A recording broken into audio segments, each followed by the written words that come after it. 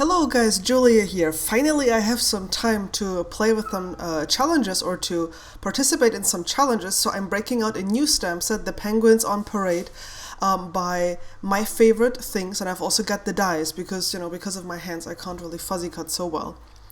So I've already arranged the stamps here like I want to use them later on. And I'm starting out by die cutting the shapes that I'm going to be using from the same cardstock that I'm using for the card base, just to make sure that the white shades match up. And I don't know about you, but it always takes me forever to stamp on die cut shapes because I want to make sure that the white border is somewhat even. It doesn't completely work out here, but I'm still quite happy. I didn't have to die cut it again, so win in my book. Now for the coloring, you know that I like to color from dark to light. I feel it just gives me more opportunity to have really light highlights, which I personally prefer. I don't like low contrast coloring. That's just my personal taste. So that's why I start usually with the darkest color and then work my way towards the lightest color. Because you can always add more darker shades, but you can't really make stuff lighter. No, not with Copics anyhow, or at least I can't do it. I'm not good enough. And you can see I'm adding another color in here because I realized blending from an N3 to the BG000 would be quite hard. So that's why I put the N1 in here as well. And I'm just flicking out the N1 into the BG000. You can see that it blends quite well actually, and I feel it gives this penguin just a beautiful frosty look. There's a second heat wave currently rolling through Europe, so I'm so fed up with the summer. Everything that gives me a frosty feeling makes me feel cold or non-sweaty. Sorry for being gross. That's what I want. I really don't want anything that reminds me of hotness. But I had to do some warm yellow-orange coloring on his belly because this just makes him look more interesting.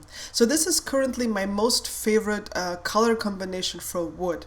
I'm putting down all the caps here or showing you the color if I don't have the sketch markers.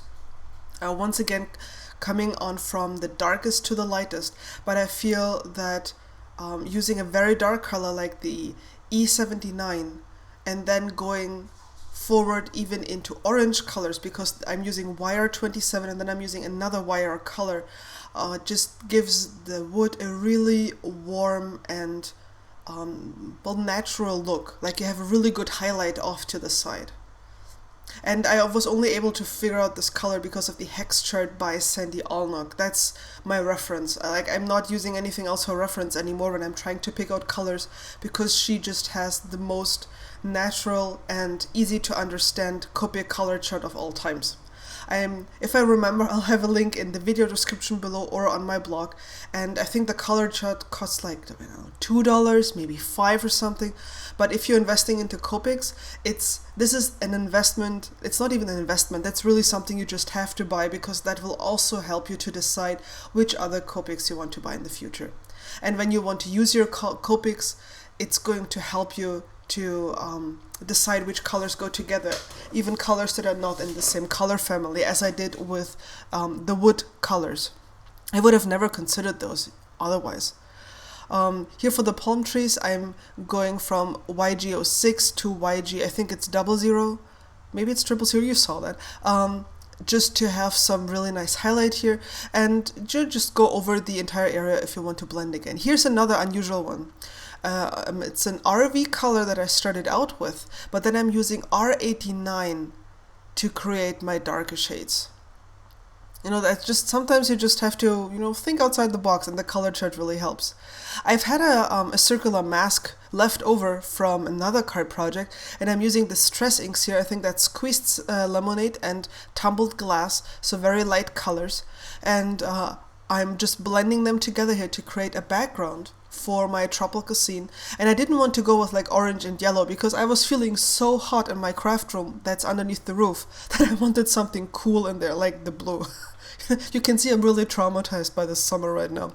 I almost forgot the sentiment again, but remembered before I adhered my penguin because he's really 3D mounted, so that would have been difficult to stamp. And a viewer of mine sent me this tip for my glossy accents that I'm currently testing, and I'm really liking that I'm able to apply just really tiny amounts. You can see here that no glue squished out to the side. You can see the coloring of the card and the penguin. And if you liked the project, leave me a comment, a thumbs up, or subscribe to my channel. Thank you so much for watching. See you again soon. Bye!